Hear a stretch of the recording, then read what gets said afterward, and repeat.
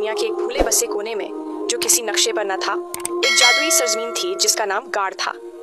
यह जमीन हुस्न और असरार की चादर में लिपटी हुई थी। यहाँ बहार कभी खत्म न होती थी।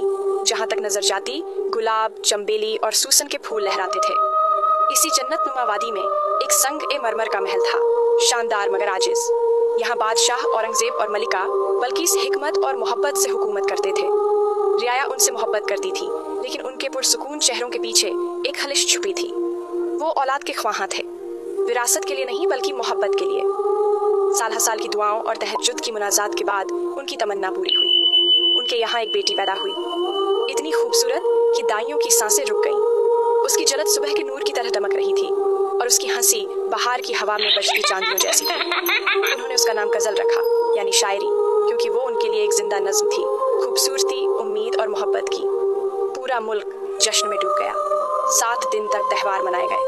आसमान पर रोशन लालटेनें छोड़ी गईं, खिड़कियों से फूलों की बारिश हुई। गवैयों ने उसकी शान में गीत गाए और अजनबी सिर्फ उसे देखकर रो पड़े।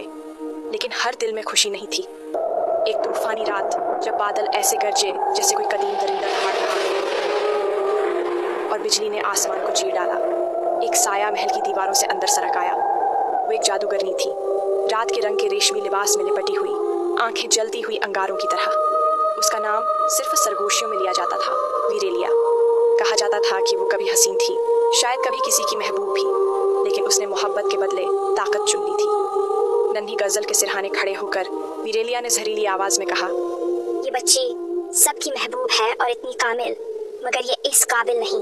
उसके चेहरे पर हसद की एक बिगड़ी हुई मुस्कुराहट थी। इसका हुस्न इसके लिए अजियत बने। उसने अपने हाथ उठाए और कड़वाहट से भरे अल्फाज पढ़े। एक नहौसत भरी हवा गहवारे के गर्द चक्कर लगाने लगी।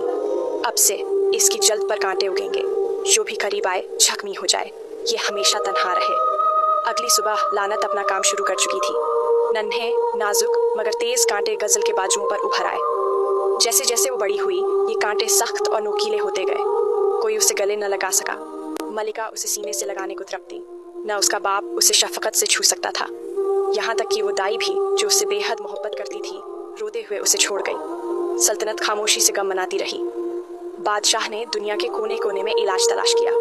मलिका ने रोजे रखे और दुआएं मांगी, लेकिन कोई दुआ, कोई हकीम, कोई तावीज उस बद्दुआ को खत्म न कर सका।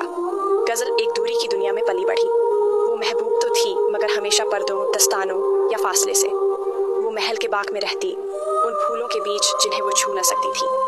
उसकी उंगलियां उनकी नरमी को महसूस करना चाहती थीं, लेकिन हर लम्स एक जख्म बन जाता। चुनांचे वो फूलों की तस्वीरें बनाने लगी।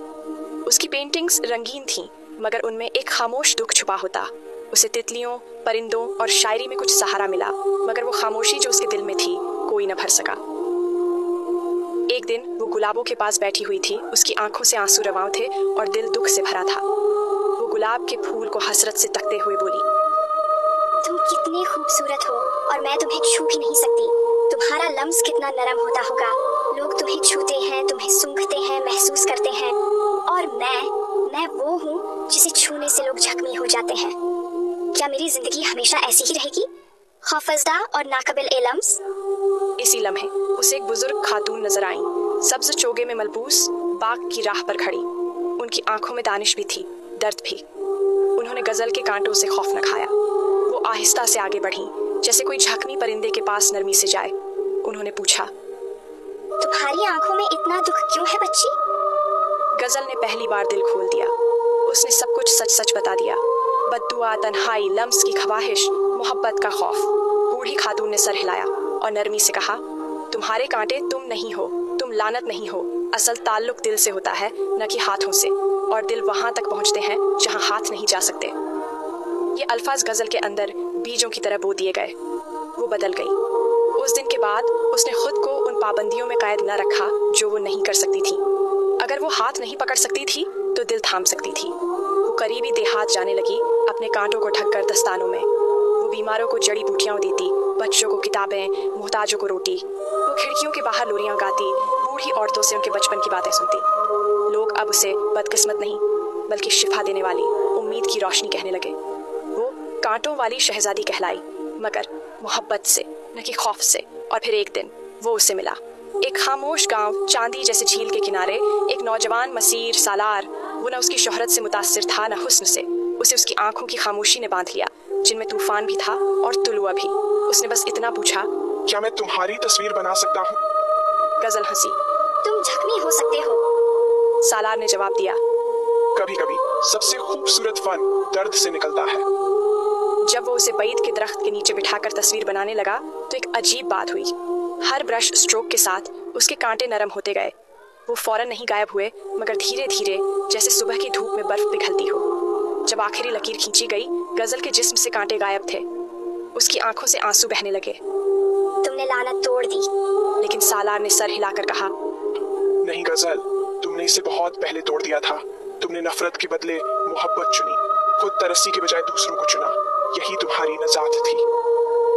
गजल सालार के साथ महल वापस आई, माँ बाप को गले लगाया और जिंदगी में पहली बार उसने किसी इंसान को छुआ और सिर्फ गर्मी महसूस की। बाप ढाड़े मार कर रो पड़ा, माँ उसके सीने से लगकर सजदे में गिर पड़ी। गार्ड की रियाया ने खुशी मनाई, न सिर्फ लानत के खत्म होने पर, बल्कि उस लड़की के लिए जो अपने दुख पर गालिब आ गई थी। गजल की कहानी एक अफसाना बन गई, न सिर्फ इसलिए कि वो कभी कांटों वाली थी, बल्कि इसलिए कि वो तन्हा थी, टूटी हुई थी और मोहब्बत से मुकम्मल हुई। बादशाह ने सालार और गजल की शादी तय कर दी और खूब धूमधाम से शादी अंजाम पाई।